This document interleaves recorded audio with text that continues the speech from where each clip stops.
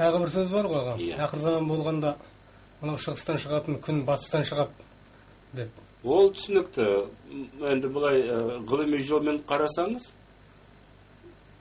полюс өзгерілсе, кем болғанда енді бірай 90 градусқа бұралса, қазір осылай, өз түсте бұлай күнге қарап тұрғанда, жер бұлай бұралғанда, күн тәп артқа бұлай жылжиды. Есіңін тәңертең арттан шығады. Арттан. Солтүстік жақтан шығады. Сонда солтүстік не болады? Шығыс болады, а оңтүстік батыс болады. А полюстегі мұздар да еруі мүмкін ғой? Полюс еруі мүмкін, ол сөзсіз, бірақ жер неде, магнитомермен соны зерттелінген, сақталды. Полюстың бірнеше рет өзгерілгені. Жер төңкерілгені сонда. Сонда көбісі мамонттар нелер қырылған қазір неде жатыр Сібірде, мұздың ішінде. Соның арқасында. Соның арқасында. Кейбіреудің ішінде тапқан тіпті шіріп кеткен шөптер жатыр әлі. Мамонттардың. Сонда бірнеше күн емес те суықтық келгені. Бір мезгілде жылы жерден, олар экватордан полюске арналған. Көшкенде олар жүгіріп, не көшіп, не самолет барған жоқ. Онда жердің өзінің полюсы өзгерген. Бір мезгілде өзгеріп кеткенде сонда апатқа ұшырады. Иә. Конечно, апатқа ұшырады. А сондай уақыт келе жатыр ғой, иә? Келе жатыр. Оны мен емес, оны Вернадский жазып қойған оның жазбасында. 20-шы ғасыр, 21-ші ғасыр, ол айтады, бір үлкен циклдармен, кішкентай циклдардың бәр несі нүктесі жиналатын нүктесі. Сонда әлі динозаврдың қырылған уақытысы, деген мамонттардың қырылған уақытысы, деген бізге мұзды период болған уақытысы. А сонда уақытты өзгеріп кету мүмкін ғой? Бұрынғы календарымыз. Иә, өзгеріледі, мүмкін, иә. Жаз бен күннің не санымен енді өзгеріледі ғой. Жаз бен қыстың.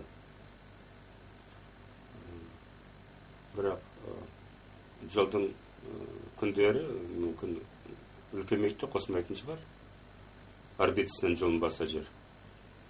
Орбитадан жылатын, онда ұратын бір үлкен метеорит. Онда бәрі түрі жан қырылады. Ал жердің өзінің ақтарылатын, оның физика туралы себебі бар өзінің. Анау оңтүстік полюсте ол қатты жер ғой, ол материк қой. Енді 5 шақырымдай биік мұз жиналған. А біздің полюсте, солтүстік полюсте, Арктикада, ол жерде мұз былай балқып жүр, мұхиттың үстінде. Бірақ кішкентай материк бар, Гренландия деген. Оның мұзы да 2 километр одан да биік шақырымға жиналған. Сонда екі жаққа сонда көп сондай масса жиналғанда бұрылып кетуге жердің шамасы бар. Оған қазір талай зерттеулер шықты. Аяғында орыс академиялар жиналып, үлкен бір кітап шығарды соған зерттеуін. Бәрі графигімен, несімен, бәрінде. Сонда оның мүмкіншілігі қазір қарағанда бір 60-80%-тей. Қазір. Соған олар наоборот қуанып жатыр. Мұздың ерігені қазір өте пайдалы жерге. Сізге өте жақсы пайдалы ері берсін. Ерісі жарайды енді бір талай судың жағасының жерлерін біз айырыламыз, бірақ жанымызды сақтаймыз, цивилизациямызды. Ал төңкеріс болса... Полюс өзгермейді. Ал полюс төңкеріліп, қазақтың жері экватордың қасында шықса, онда бұралғанда.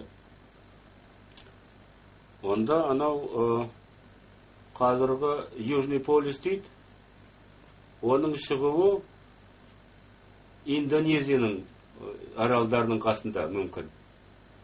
Қазір Арктика болған жер, ол анау Тынық океанның, сонда Гавайский острова дейді, соның қасында шығуы мүмкін сонда. Сол жер мұз болады сонда. Сонда біздің жеріміз қыс болмайтын, Иә. құт береке тараған ағы жұмақ сияқты болады ғой енді. Иә, жұмақ сияқты. Онда отын да керек жоқ, киім де керек жоқ. Малда да көбейту оңай. Мал да көбейту оңай. Енді өте семіз тамақ та керек жоқ оған онда. Оның несі шарты тағында алтын сақтың адамдардың шарты. Енді ет тамағынан ақырында бас тарту. Көбісі сонда сүтке кешеді, сүтке, жеміс жидекке. Ал қандар қуатты космостан алады олар. Центрдің арқасында, нүктенің арқасында, центрлердің арқасында. Ашыла береді ғой. Деген центрі ашық адам, талай әулиелерді көрдік қой. Аяғында